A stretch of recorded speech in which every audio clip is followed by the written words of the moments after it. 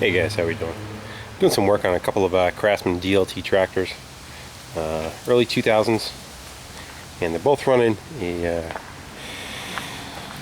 craft, call it a Craftsman, a Briggs & Stratton 25 horse intek motor, V motors, and this one just has a problem with a leaky fuel pump, and I got it for having a stuck transmission. The stuck transmission was just the brake pads were stuck on the caliper, not allowing the rear to move, so no stuck transmission. Anyway, got the hood off on that one, and I have a tore apart motor over here to show a problem with governor on this tractor. Tractor was given to me. The governor is internal.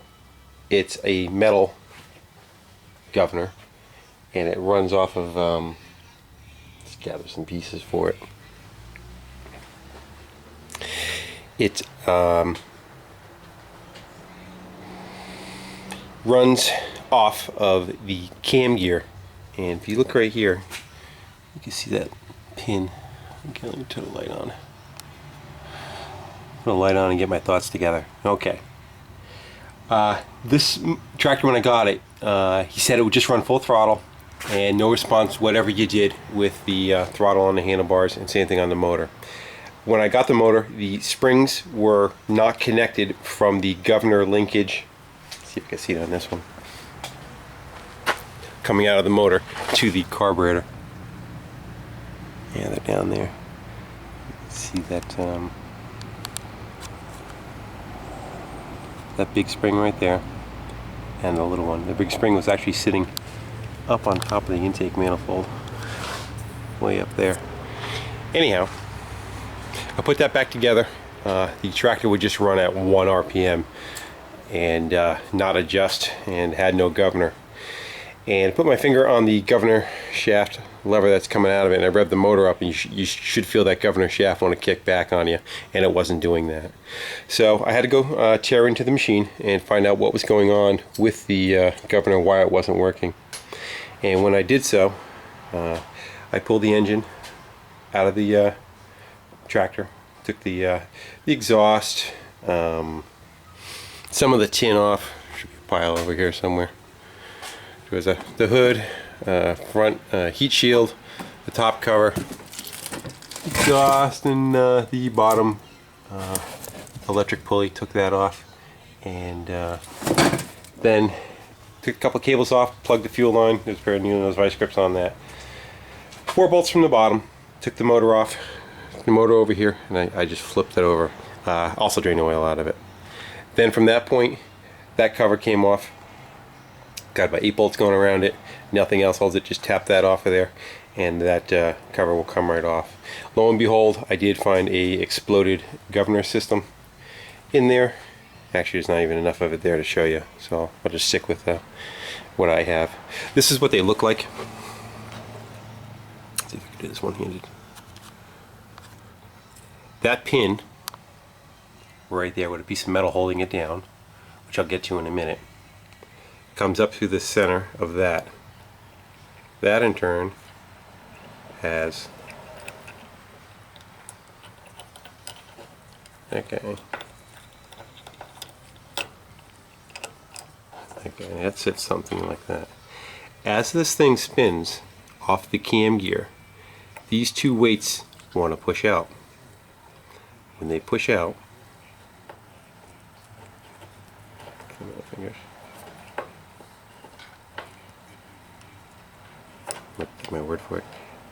As it pushes out, it lifts up on that center. This piece here lifts up off of those cams on the bottom, and you can kind of see it. So as the motor revs faster, this gets taller. As this gets taller,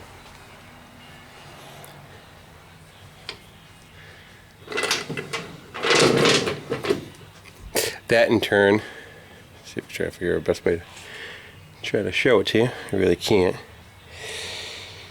We'll rotate the cam lever. I'm looking. Here we go.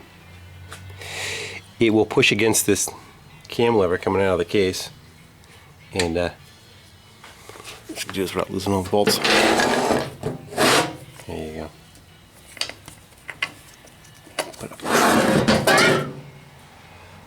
We'll push against this lever, and that lever in turn is that arm that you saw on the outside, that governor arm that was going to the carburetor up there. So that's how that system works. Those weights get wider, they push on this lever. That lever in turn moves the outside lever, which is connected to the carburetor, slows it back down again, maintains the RPM. Well, what happened on this one was, and actually it happens on all of them, a little bit of homework. That governor that you saw, the pieces I was just showing you that were sitting on this shaft, spin on this shaft, and this pin is pressed into this case.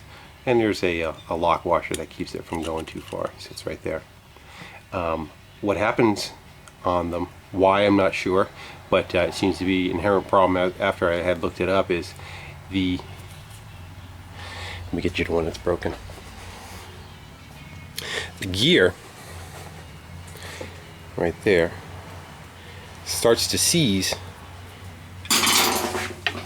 to that shaft.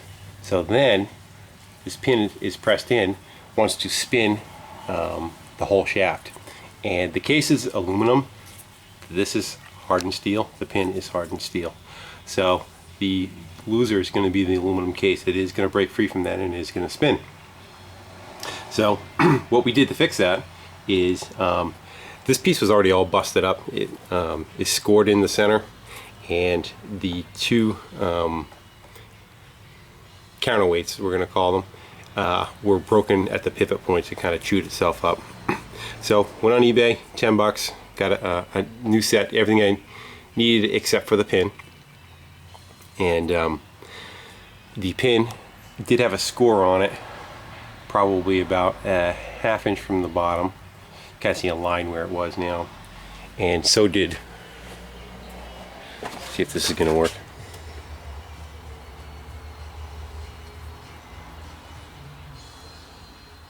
Just not going to get a light down in there for you to see. So you're going to take my word for it.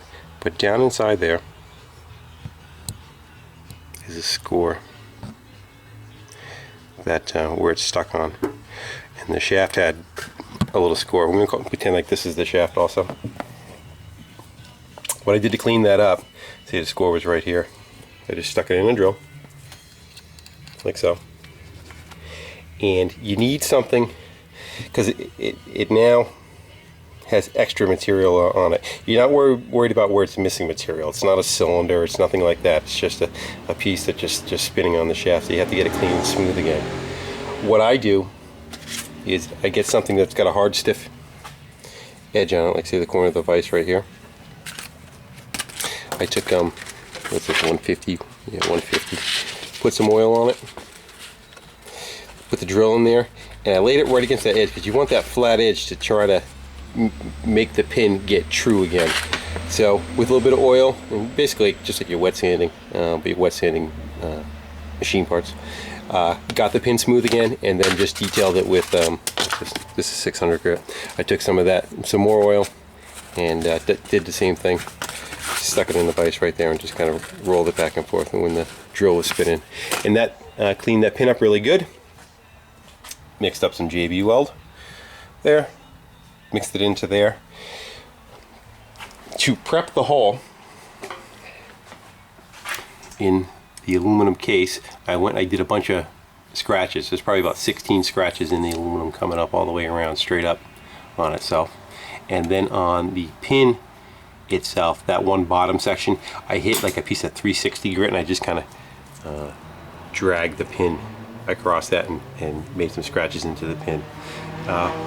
Put some of the JB weld in the hole and coated the rest of the pin. Press the pin back down because now it's a little sloppy. It's got a little bit of play in it because it did spin in the case.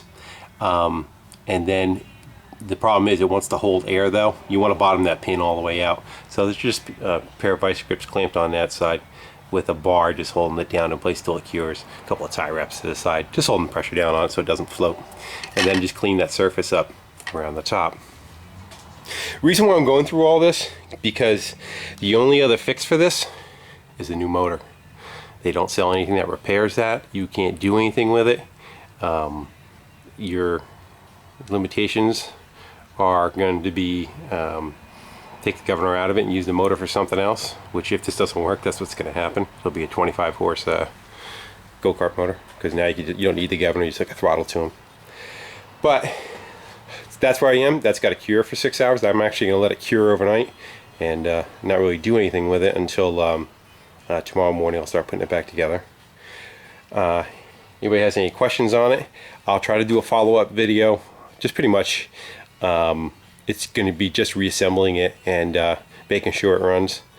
The motor track really doesn't have that many hours on it, so it's kind of, you know, worth trying to get it to fix, but I wouldn't search out a motor to put this tractor back together, so it's worth a shot.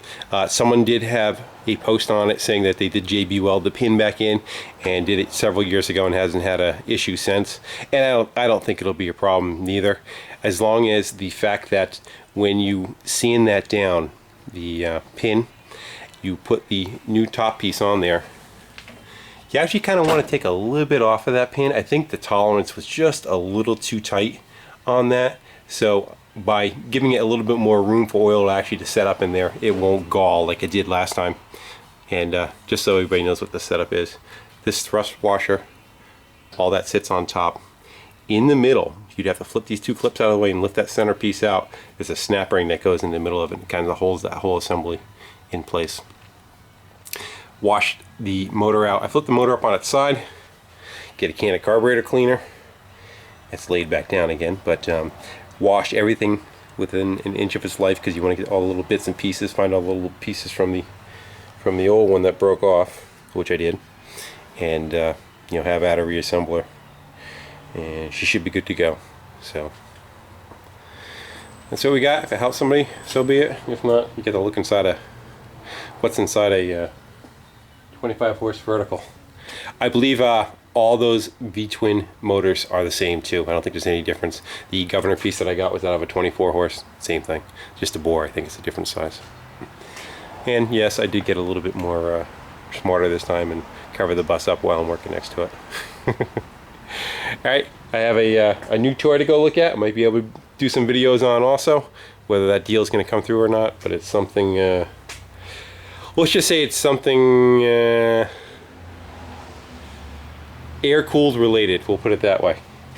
Kind of leaves it open, but what the hell. Alright guys, I'm going to go do a fuel pump and see if I can go do some shopping. Take care.